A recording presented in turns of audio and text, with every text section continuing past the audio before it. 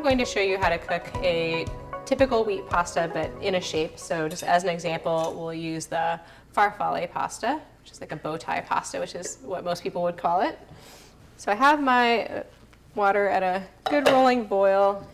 And again, I have about a gallon of water. I'm going to add about a tablespoon of salt to that. If you want to omit that, that's fine. If you're having a low salt diet, it really does bring out a lot of flavor in the noodles themselves. So, and most of it stays in the water. Have a pound of pasta and keep a few out for demonstration. All right.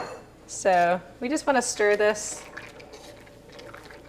just a couple times at the outset. That's really all you need with traditional pasta to prevent it from sticking, as long as it comes to a boil pretty quickly. Yours is a little sluggish to come to a boil. The heat will increase quicker if you put the lid on. So I'll do that for a second.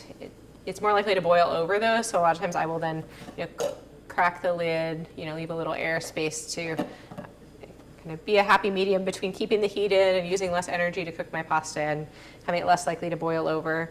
Other people will do this trick where they, take a wooden spoon or some other kind of spoon and put it over, because once the bubbles hit that, they tend to go down and be a little bit less likely to boil over quickly. What we'll do is demonstrate how to tell when the pasta is al dente. So again, here's my raw noodles. What I'm doing is I'm going to boil this for the amount of time it says on the package. This one just happens to be 11 to 13 minutes. And let me go ahead and set my timer. So at 11 minutes, I'll start tasting this. And what I'll be looking for is when I break the noodle apart, once it's cooked, it won't snap, like that. But what you can do is you can look at, there'll still be like a line of raw looking noodle in the middle, even as the outside is cooking. So it's almost like a sandwich, like a layer of cooked noodle, a little white line, and then another layer of cooked noodle. And as soon as that little white line goes away, it's perfectly al dente. There's just a little chew there. Whenever I'm describing al dente to people, they'll either really undercook it, or they feel like it's just something they're not used to. Maybe they had overcooked pasta a lot in their life, so they'll really overcook it still. It's hard to nail down, but pulling it off right as there's just the hint of a white line in some of the pasta, the carryover cooking will continue to cook it. But really, when you go to serve it, you don't want any of that raw starchy pasta.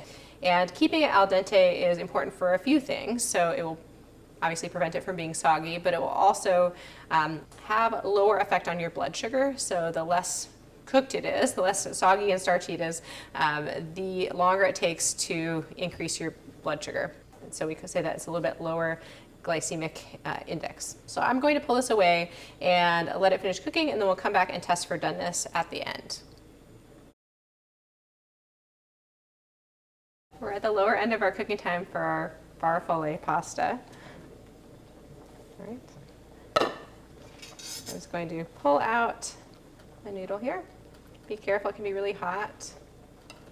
So this is actually done. So I was telling you earlier that if it wasn't done, there might be a little white line. There's one little white spot. I'm sure you probably can't see it on the video, but there's no line running throughout. So that's done. That's where we want it to be finished. If you're not sure, you're not confident in your ability to look at it and tell, then you can also just do the taste test. Got a nice amount of chew, but no hard or starchy bits. So this is perfect. So I have the noodles here. They're just drained. They're not rinsed. There's no oil. You don't want to rinse the pasta because you actually want some of those starches to help the sauce adhere. And similarly, I didn't add any oil because I don't want my sauce to run off.